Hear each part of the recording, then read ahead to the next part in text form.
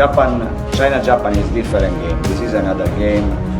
We start 0-0 and we hope to play like in the second half against Indonesia, and we hope to have the same chance. We hope that we score. Only this. For this we have to play as a team, like we play in the second half, where we deserve to beat them.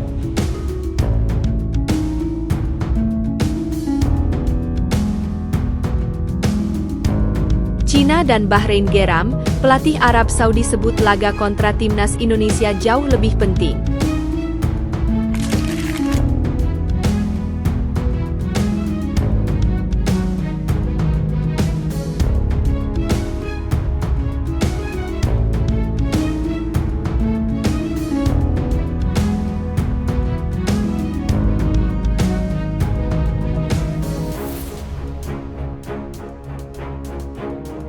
Yang pertama untuk klaser, jujur saya belum pernah berpengalaman waktu saya bermain dengan adanya laser, tapi tentunya itu bukan menjadi suatu masalah bagi saya karena fokus saja ke pertandingan. Kata pemain timnas Indonesia Rizky Ridho soal kelakuan tak terpuji supporter Bahrain.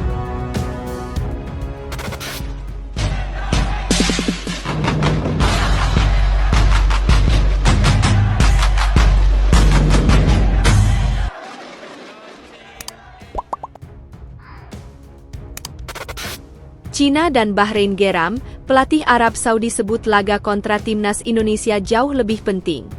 Dua negara pesaing di grup C, Bahrain dan Cina geram akan pernyataan pelatih Arab Saudi, Roberto Mancini, menyatakan laga kontra timnas Indonesia akan jauh lebih penting. Prestasi timnas Indonesia makin meningkat dalam 3 tahun ini. Shin Tae-yong berhasil membawa timnas Indonesia lolos putaran ketiga kualifikasi Piala Dunia 2026 zona Asia.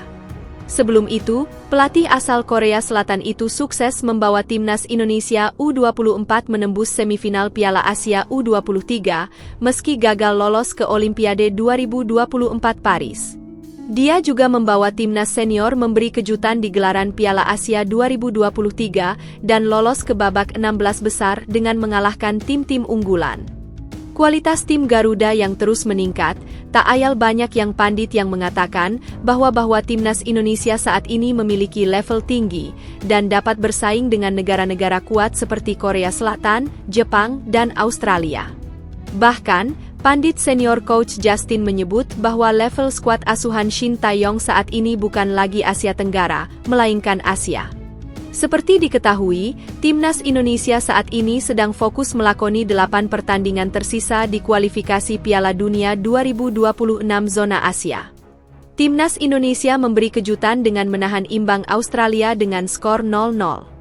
Dalam pertandingan yang digelar di Stadion Utama Gelora Bung Karno, SUGBK, Jakarta, Selasa, 10 Desember 2024, Indonesia membuat pemilik ranking 24 dunia FIFA itu harus menerima berbagi poin 1. Pasukan Shin Tae-yong juga mempertahankan rekor tak terkalahkan, setelah pada laga sebelumnya bermain imbang juga menghadapi Arab Saudi dengan skor akhir 1-1.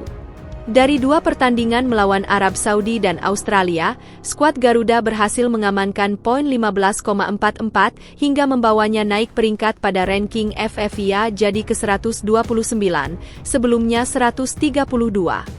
Performa apik dan hasil positif yang diraih timnas Indonesia sejak kedatangan Shin Tae-yong ini membuat sepak bola Indonesia jadi sorotan internasional. Bahkan pelatih kelas dunia seperti Roberto Mancini secara tersirat mengungkapkan jika pertandingan menghadapi timnas Indonesia dinilai akan jauh lebih penting dibanding saat melawan Bahrain ataupun Cina. Menurut mantan pelatih Inter Milan itu meyakini bahwa laga melawan Indonesia adalah laga yang menjadi kunci. Pernyataan dari Roberto Mancini langsung saja membuat kedua negara tersebut jadi merasa geram. Selain karena pertandingan melawan Indonesia adalah laga perdana, menurut Mancini kekuatan timnas Indonesia juga menjadi alasan lainnya. Menurut pandangan Roberto Mancini, Indonesia punya potensi besar serta dinilai memiliki sejumlah pemain muda yang menjanjikan. Saya melihat potensi besar dalam sepak bola Indonesia, para pemain muda mereka memiliki bakat alami yang bisa dikembangkan lebih jauh, ucap Mancini. Tentu saja Mancini sendiri bukan tanpa alasan mengatakan hal tersebut. Meskipun Indonesia sering dicap sebagai tim pelengkap di grup C, tapi bagi Mancini hal itu tidaklah benar. Roberto Mancini juga mengaku terus memantau perkembangan sepak bola Indonesia sampai sekarang. Hal tersebut karena di matanya Indonesia bukanlah tim yang bisa dianggap sepele begitu saja. Salah satu poin yang jadi perhatian khusus untuknya adalah materi pemain yang terus berubah.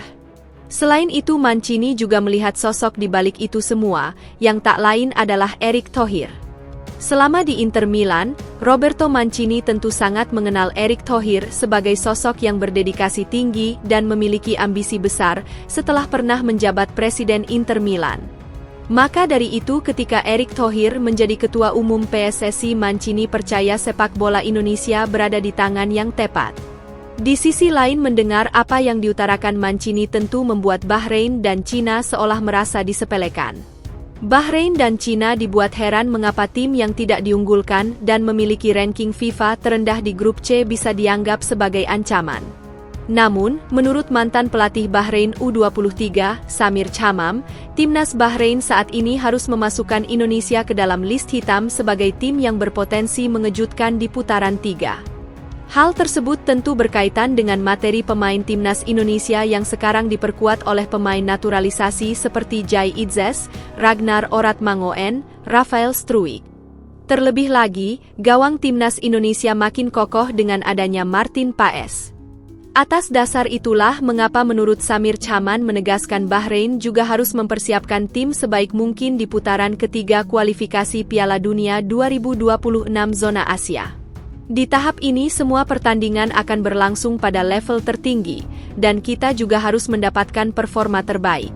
Dari semua tim yang ada, kita memang tidak mengetahui permainan Indonesia, dan kita juga tak tahu siapa pemain yang akan dipantau karena semuanya sudah berubah, ungkap Samir. Akan tetapi kita tidak akan hanya memantau satu pemain saja karena ini merupakan permainan tim, sambungnya dilansir dari BFA TV. Kata pemain timnas Indonesia Rizky Ridho soal kelakuan tak terpuji supporter Bahrain. Pemain timnas Indonesia, Rizky Ridho, buka suara terkait kelakuan supporter Bahrain yang kerap menyalakan laser untuk mengganggu lawan. Hal tersebut sempat terjadi ketika Bahrain menjamu Jepang pada 10 September lalu. Kala itu, beberapa pemain Jepang terlihat mendapat sorotan laser berwarna hijau. Kejadian ini bahkan sempat membuat pelatih Jepang, Hijame Moriyasu geram karena menilai hal tersebut sebagai salah satu bentuk kecurangan. Seperti yang diketahui, cahaya laser bisa mempengaruhi konsentrasi pemain di lapangan. Meski begitu, timnas Jepang tetap mampu meraih kemenangan. Bahkan, Samurai Biru sanggup membabat Bahrain dengan skor telak 5-0. Sementara itu, timnas Indonesia akan menjalani laga melawan Bahrain pada Kamis, 10 Oktober 2024. Ini merupakan matchday ketiga grup C putaran ketiga kualifikasi Piala Dunia 2026 zona Asia. Pertandingan nantinya terlaksana di Bahrain National Stadium. Ancaman teror laser tentu berpeluang kembali terjadi.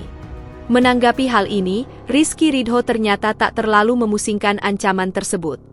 Pemain berposisi sebagai bek itu menegaskan hanya ingin fokus ke pertandingan dan meraih hasil terbaik. Jujur, saya belum punya pengalaman waktu saya bermain ada laser. Tapi tentunya itu bukan menjadi suatu masalah bagi saya. Karena fokus saja ke pertandingan, kata Rizky Ridho. Timnas Indonesia berpeluang memperbaiki posisinya bila sanggup mengalahkan Bahrain. Tim asuhan Shin Taeyong kini menempati peringkat keempat grup C dengan raihan 2 poin. Tambahan 3 poin akan bisa membuat timnas Indonesia merangsek ke peringkat kedua. Namun, timnas Indonesia tentu patut mewaspadai Bahrain. Pasalnya, Bahrain sempat tampil mengejutkan dengan mengalahkan Australia pada laga perdana.